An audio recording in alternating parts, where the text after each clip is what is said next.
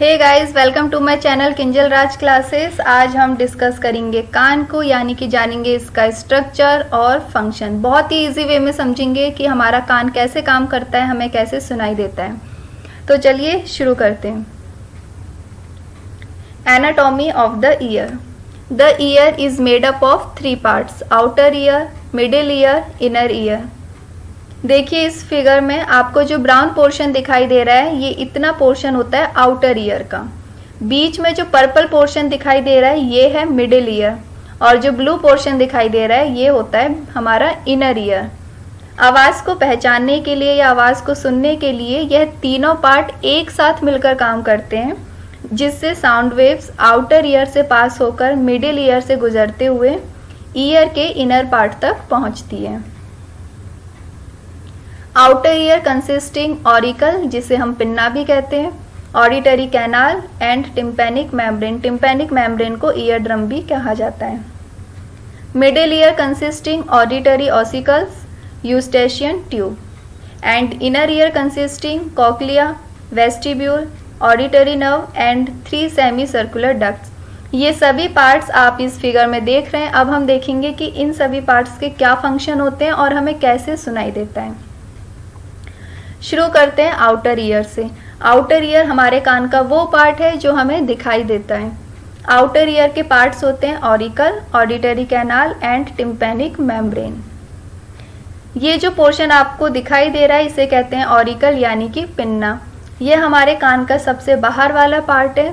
यह elastic cartilage जो skin से कवर्ड होती है, यह साउंड वेव्स को कलेक्ट करने का काम करता है। ऑडिटरी कैनाल, यह एक ट्यूबुलर रास्ता है और यह हेयरी स्किन से कवर रहता है, जिससे कि बाहर के पार्टिकल्स अंदर न जा सकें। इस ट्यूबुलर रास्ते के बाहर वाले किनारे पर पिन्ना और अंदर वाले किनारे पर टिम्पैनिक मेम्ब्रेन जुड़ी होती है। टिम्पैनिक मेम्ब्रेन को ईयर ड्रम भी कहा जाता है, यानी कि कान का पर्दा। ईयर ड्रम एक कनेक्टिव टिश्यू की पतली लेयर होती है जो बाहर से स्किन से कवर होती है और अंदर म्यूकोसा से कवर होती है। यह मेम्ब्रेन आउटर ईयर और मिडिल ईयर को सेपरेट रखता है। जब साउंड वेव्स ईयर ड्रम पर पहुंचती हैं तो ईयर ड्रम वाइब्रेट करना शुरू कर देता है और यह वाइब्रेशन आगे ट्रांसफ़र होती है ऑडिटरी ऑसिकल्स को, जो मिडिल ईयर का हिस्सा है। देखिए इसमें आउटर ईयर वाला पोर्शन, तो आउटर ईयर का क्या फंक्शन था कि ऑरिकल ने साउंड वेव्स कलेक्ट की, ऑडिटरी कैनाल से पास हुई और ईयर ड्रम पर पहुंची। जब ये साउंड वेव्स ईयर ड्रम पर पहुंचती हैं तो ये वाइब्रेट करना शुरू कर देता है। अब देखते हैं इसके आगे क्या हुआ मिडिल ईयर में। मिडिल ईयर के पार्ट होते हैं ऑडिटरी ऑसिकल्स और यूस्टेशियन ट्यूब। ऑडिटरी ऑसिकल्स, यह वाइब्रेशंस पास होती हैं 3 छोटी बोन्स को जो मिडिल ईयर में होती हैं। इन 3 छोटी बोन्स को ऑडिटरी ऑसिकल्स कहते हैं, और ये जो 3 छोटी बोन्स हैं, ये हमारे शरीर की सबसे छोटी बोन्स हैं। 3 टिनी बोन्स जिनके नाम है मैलस, इनकस और स्टेपिस। अकॉर्डिंग टू शेप्स, यानी कि इन बोन्स के शेप की बात करें तो इनको कहा जाता है हैमर, एनविल एंड स्टिरअप। यह ऑसिकल्स साउंड वेव्स को एम्पलीफाई करता है। ये देखो ईयर ड्रम पे वाइब्रेशन पहुंची थी, अब मिडिल ईयर में आपको ऑसिकल्स दिख रहे हैं, तो इनका काम होता है जो वाइब्रेशन इनके पास गई है उसको और एम्पलीफाई करना। अब क्वेश्चन ये आता है कि आपके शरीर की सबसे छोटी हड्डी कौन सी है, तो smallest bone in human being is stapes. Stapes आपने देखा, ये हमारे कान की हड्डी है। अब बात करते हैं यूस्टेशियन ट्यूब की। ये काफ़ी इंपॉर्टेंट पार्ट है, इसको ध्यान से समझिए।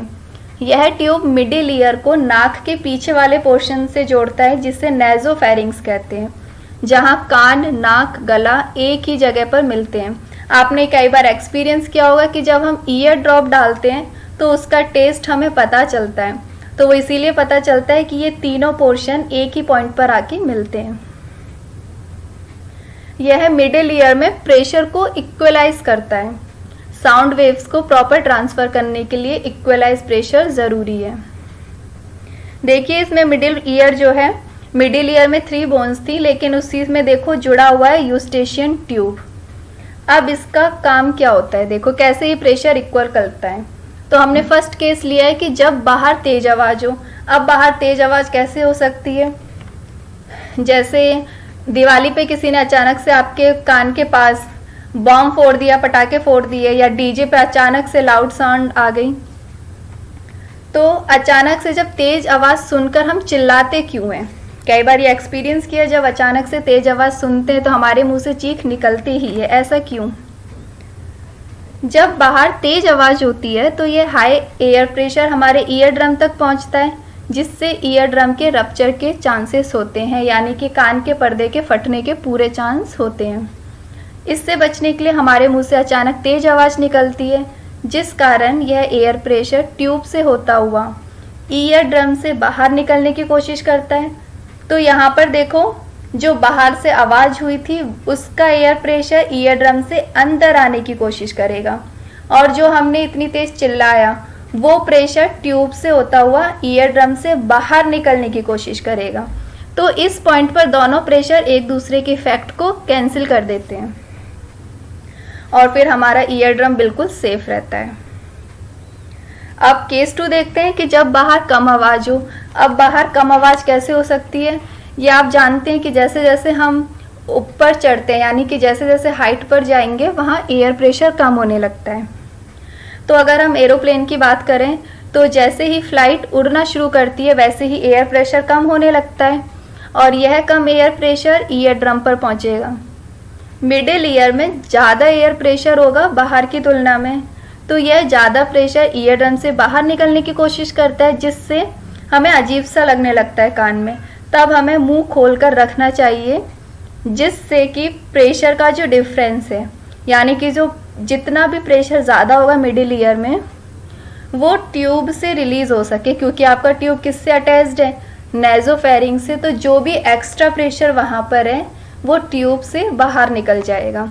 इसीलिए वहाँ पर एयर हॉस्टेस भी आपको यही सजेस्ट करती हैं कि आप अपना मुंह खोल कर रखिए, या फिर आपको चिंगम दी जाएगी ताकि आप उसको चबाएं।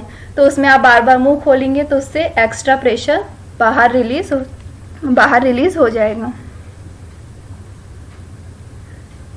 तो अब बात आती है इनर ईयर की। इनर ईयर के पार्ट होते हैं cochlea, vestibule, auditory nerve and 3 semi circular ducts. Cochlea, यह एम्प्लीफाइड साउंड वेव्स जाती हैं इनर ईयर में कॉक्लिया के पास। कॉक्लिया एक फ्लूइड फील्ड हेयरिंग ऑर्गन है। जब एक बार साउंड वेव्स इनर ईयर में पहुंचती हैं तो वो इलेक्ट्रिकल इम्पल्स में कन्वर्ट हो जाती हैं। ऑडिटरी नर्व इन इम्पल्स को ब्रेन में भेजता है और फिर ब्रेन उस आवाज़ को पहचानता है। Vestibular is the organ of equilibrium.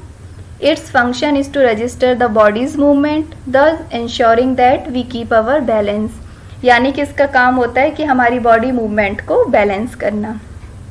ये देखो, इसका इनर ईयर का पोर्शन, इसमें है कॉक्लिया।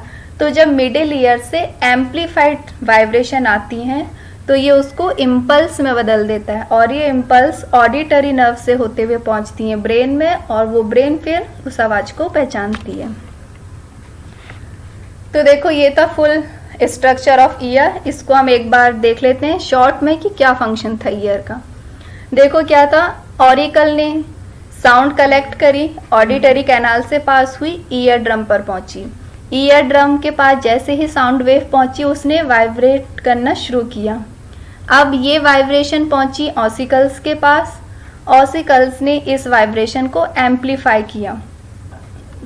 अब ये एम्प्लीफाई वाइब्रेशन पहुंचती है कॉक्लिया के पास, और कॉक्लिया इन एम्प्लीफाई वाइब्रेशन को कन्वर्ट करता है इम्पल्स में, और ये इम्पल्स ऑडिटरी नर्व से जाती हैं ब्रेन के पास, और फिर ब्रेन उस आवाज़ को पहचानता है। सो गाइज, ये था फुल फंक्शन ऑफ ईयर। अगर वीडियो आपको अच्छी लगी तो प्लीज़ वीडियो को लाइक करें, शेयर करें और चैनल सब्सक्राइब करें। Thank you.